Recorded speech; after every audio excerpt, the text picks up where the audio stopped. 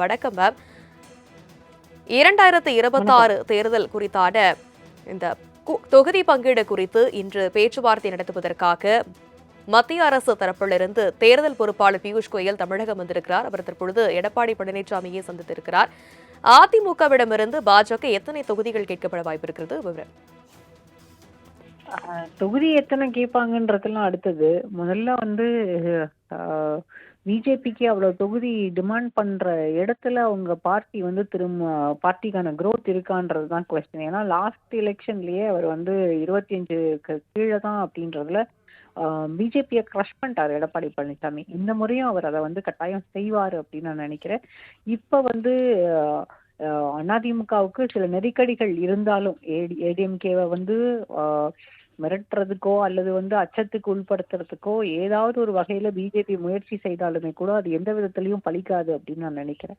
ஏன்னா அதிமுகவுக்கு இன்னைக்கு அவங்களுக்கு ஒரு பெரிய அட்வான்டேஜ் டிஎம்கே பவர்ல இருக்கிறது.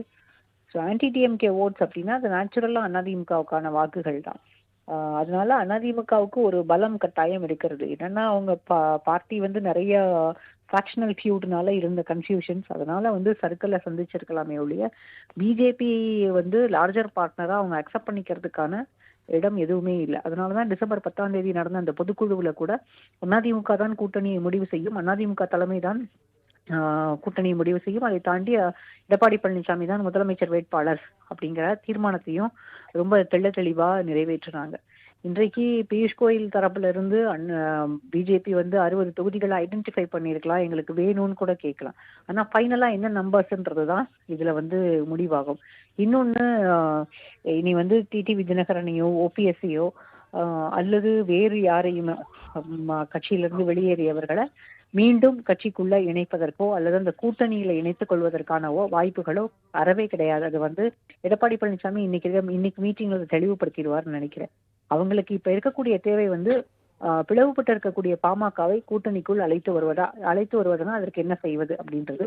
இன்னொன்னு தேமுதிகவை கூட்டணிக்குள்ள கூட்டிட்டு வரதா, அப்படி தேமுதிகவை கூட்டணியில வச்சுக்கணும் அப்படின்னா அதுக்கான வேலைகளை எப்படி தொடங்குறது, இது ரெண்டும் ஒரு பெரிய பாயிண்ட் ஆஃப் டிஸ்கஷன் ஆயிருக்கும்னு நான் நினைக்கிறேன். சசிகலா இப்போ கடந்த சட்டமன்ற தேர்தல்ல விலகி இருந்த சூழல்ல 2026 சும்மா இருக்க மாட்டு அரசியல் களம் காண்கிறேன்னு சொல்லியிருக்காங்க. இது எந்த அளவுக்கான தாக்கத்தை ஏற்படுத்தும்?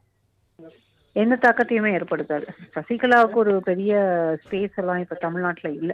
அவங்க இந்த 5 ஆண்டு காலத்துல பெரிய அளவுல களமாடவும் இல்லை, மக்களை சந்திக்கல, கட்சியில இருக்கக்கூடியவங்களை யாரையுமே சந்திக்கல. ஏன்னா 2021 அவங்களுக்கு ஒரு பெரிய ஸ்பேஸ் இருந்தது. அந்த நேரம் அவங்க அதை மிஸ் பண்ணிட்டாங்க. இனிமேல் அது எவ்வளவுதான் முயற்சி செய்தாலும் அதற்கு எந்த விதத்திலயும் அவங்களுக்கு கை கொடுக்காது. சசிகலாவுடைய போக்கு எப்படி இருந்தாலும் அது எந்த விதமான பாதிப்பையும் யாருக்குமே ஏற்படுத்தாதுன்னு நான் நினைக்கிறேன். இணைப்பில் உங்களுடைய கருத்துக்களை பகிர்ந்தமைக்கு நன்றி திருமதி லட்சுமி சுப்பிரமணியன்.